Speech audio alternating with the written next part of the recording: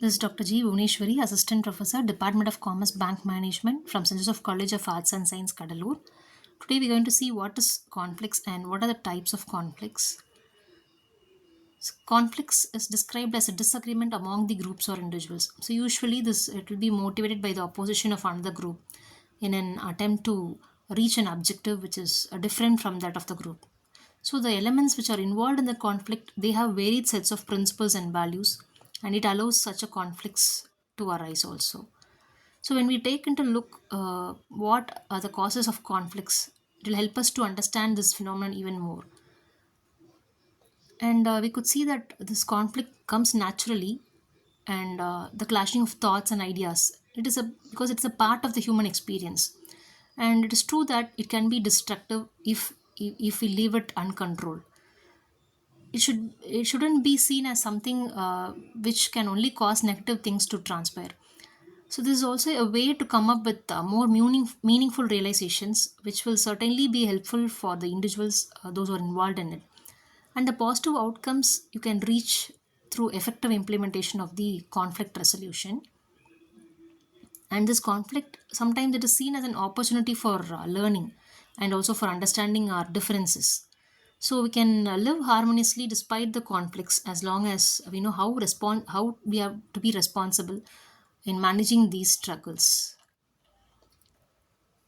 So there are factors which make conflicts arise. So conflicts primarily arises too because of three reasons. It is economic conflicts, value conflicts, and power conflicts. So economic conflicts is brought about by a limited amount of resources. So the groups or individuals, those who are involved, they come into conflict to attain the most of these resources. So they bring more forth hostile behavior among those who are involved in it. The value conflict is concerned with the various preferences and ideologies which people have as their principles. And power conflict is it occurs when the groups involved intends to maximize their influence in the social setting in an organization. So all the situation can happen among the individuals, groups, or even nations. So power is also evident as it involves an asserting of influence to another. So now let us see the various types of conflicts. So these are the different types of conflicts. The first one is so conflicts, it pertains to opposing ideas and actions of different entities. So it results in an antagonistic state. So conflict is an inevitable part of life. Each of us possess our own opinions, ideas, and sets of beliefs.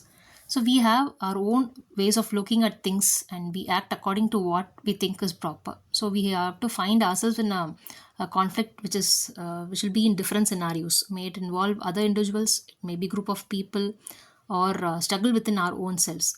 So this conflict will influence our action and our decisions in either in one way or another.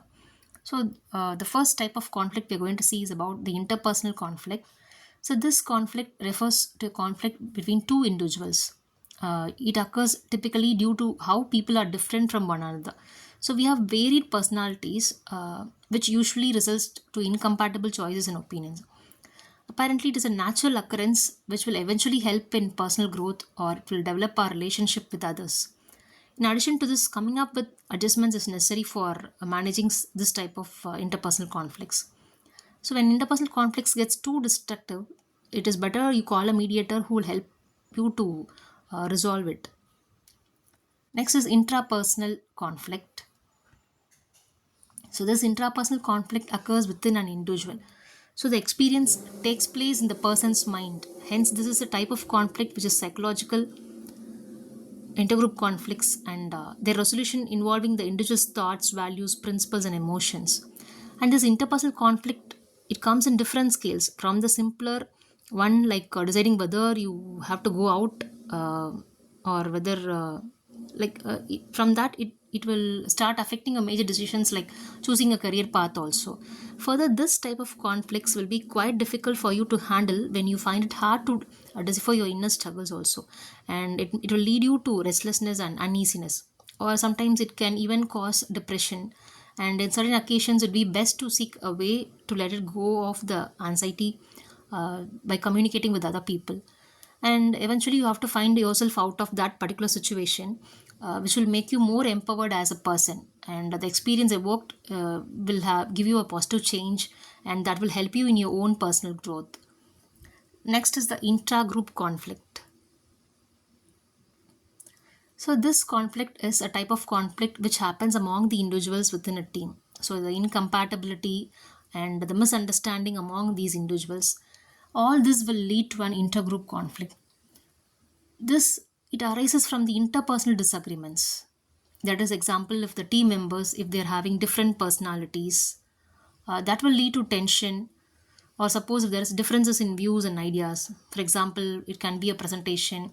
A member of the team might find the notions presented by one presiding to be erroneous because due to their differences in opinion. So within a team, the conflict can be helpful in coming up with decisions which will eventually allow them to reach their objectives as a team. So, however, if the degree of conflict disrupts the harmony among the members, then you have to take some serious guidance from a different party, and that is needed for the conflicts to be settled. Next is about the intergroup conflict. So, here intergroup conflict takes place when there is a misunderstanding arising among different teams in an organization. For instance, the sales department of an organization, they can come in conflict with the customer support department. And this can happen due to the varied set of goals and interest of these department groups.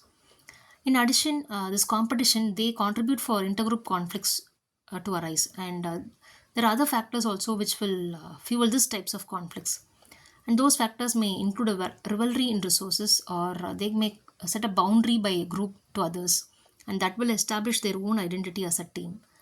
So, conflict may seem to be a problem for some, but this isn't how conflict has to be perceived. On the other hand, this is just an opportunity for growth, and it can be an effective means of opening up among groups or individuals also. So, when conflict begins to draw back productivity and gives way to more conflicts, then you have to make the conflict management a needed one to come up with a resolution. Thank you.